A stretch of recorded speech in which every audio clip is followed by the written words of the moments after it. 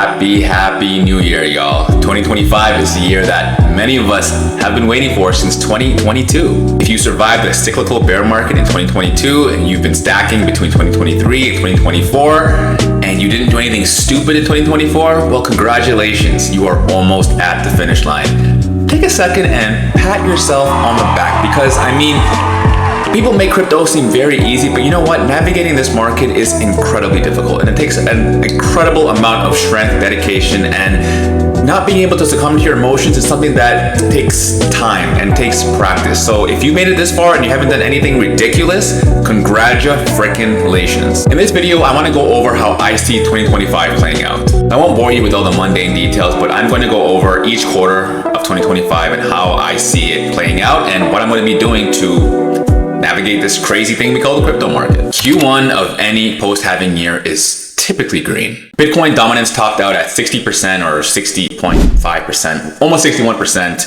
in 2024, in Q4 2024. Maybe we get one last push up to 60%, maybe 59%, but in the grand scheme of things, we're in 2025. It doesn't really matter because whatever pump we get in Bitcoin dominance is going to be incredibly short-lived. I believe January will see a lot of volatility around the US inauguration, January 20th of this month.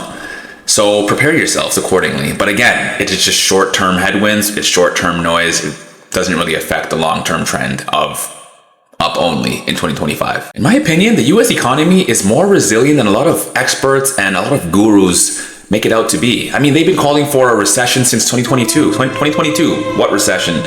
2023, what recession? 2024, what hard landing? What recession? So here we are. Will it be all rainbows and sunshines throughout the entire year? Absolutely not. But can we expect Q1 to be explosive? You could bet the farm on it. January typically sets the stage for how the quarter will end up. So if we have a nice January, we'll most likely have a beautiful quarter one. And if we have a beautiful quarter one, typically the year will end up being more or less pretty nice. Suffice to say, Q1 is when I will be selling. I don't care what narratives are out. I don't care if the US is buying 1 million Bitcoin. I don't care if nation states are buying Bitcoin. I don't care what the narrative is. I am going to be minimum 75% out of the market by the end of quarter one, maybe a little into April, but 75% minimum target. Altcoins, I will be 100% out of altcoins. I don't care what is going on. Next, we have Q2 of 2025. What am I doing in Q2? Well, I'll tell you, I am doing absolutely nothing. I'm sitting on my hands and I'm doing absolutely nothing. If prices continue to climb, which probabilistically is not very likely, then it is what it is. I'm positioned from Q1 so that way I don't have to succumb to any greed, any FOMO, any regret, nothing like that. I'm sitting on my hand and the markets go up, great. The markets go down, great. The markets go sideways, again, great. And even though I know that I'm doing nothing in Q2, I'm still a human being. I still have emotions. Well, at least I try to tell myself I have emotions. So I position myself accordingly in Q1 so that way I'm not selling everything. So I will still have a small position so that way if we do continue to climb, I'm not going to feel FOMO, I'm not going to feel greed. And if we plummet, well, good job, bro. You sold a good majority of your crypto and your Bitcoin, so congratulations. And if we go sideways, well, it is what it is. Now, why do I think Q2 will be a bad quarter? Well, I think the sins of our past will finally come to present. Bad monetary policy, bad fiscal policy, and just bad decisions overall since 2021 will finally come to light. Also, I believe the exuberance from a Trump presidency, from the inauguration will finally subside, and then I think at that point it's probably going to be business as usual. So again, extreme volatility. So I think in Q2 going into Q3, I think we see some short-term tailwinds. Could it extend longer? Sure, but again, it's anybody's guess. And of course, you can never rule out a black swan event. Black swan events they're black swan events. We don't know what's going to happen. We don't know what it is. We don't know how it's going to affect the markets. All we know is that it could potentially happen, and we just don't know anything more than that. COVID 2020, did anybody see the government shutting down the economy?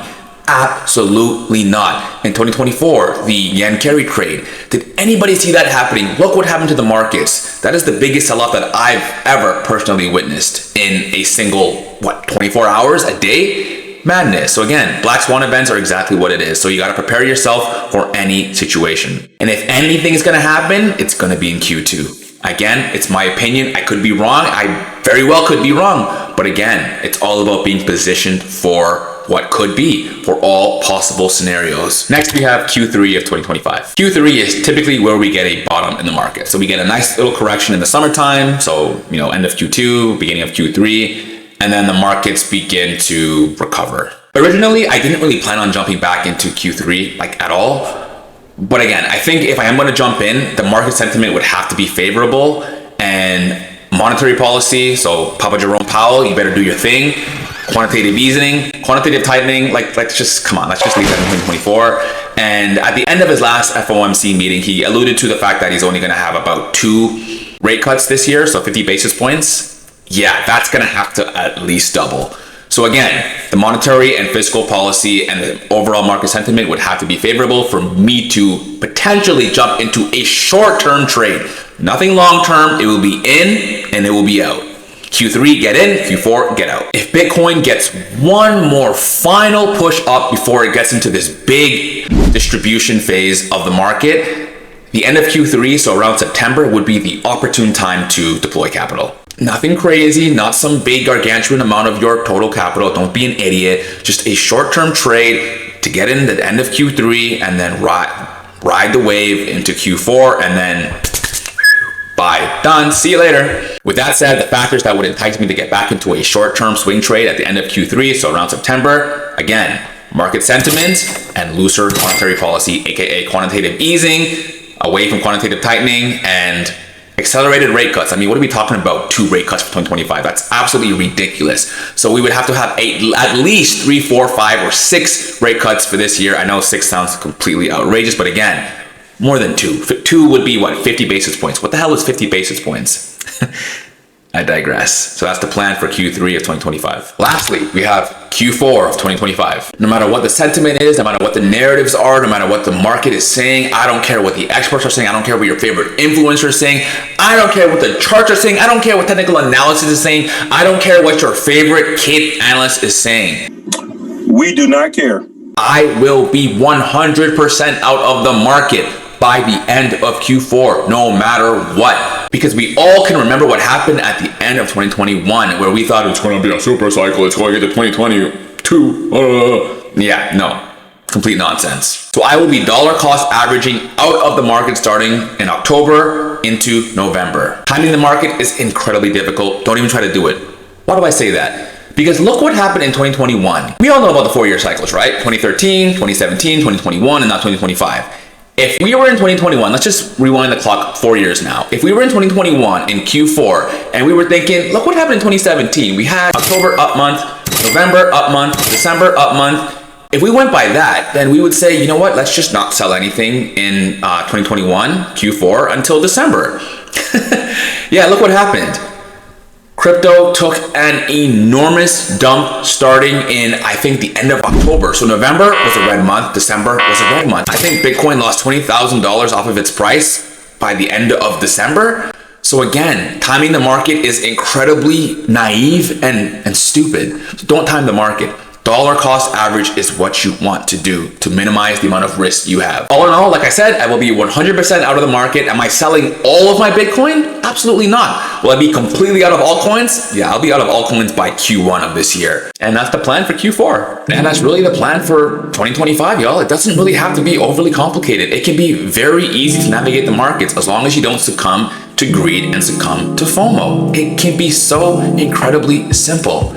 If you set realistic expectations, if you don't be greedy, you will be fine. Here is a quick recap of what I'm doing this year. In Q1, I am selling minimum 75% of my total bags and 100% of all of my altcoins. No ifs, ands, or buts. In Q2, this is a very difficult one. I really hope y'all are paying attention.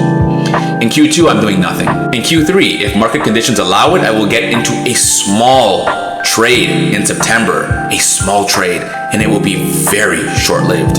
How short-lived?